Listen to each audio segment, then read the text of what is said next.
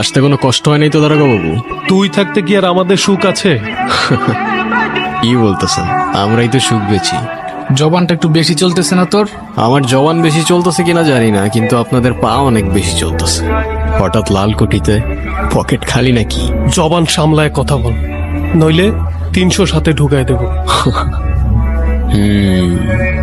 বুঝি বুঝি, এইটাই তো।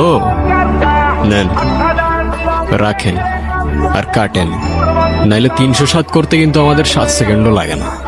আরে আগে দিবি না? তাইলে তো আর এত ঝামেলা করি না। আমার পকেট ভরছে, আমিও খুশি, আমার পকেটও খুশি। কিছু মনে না করলে একটা কথা বলি দারোগা বাবু, আগুন ছাড়া সিগারেট জ্বলে না, আর আপনার মতো সরকারি লোকের পকেট কখনো ভরে না।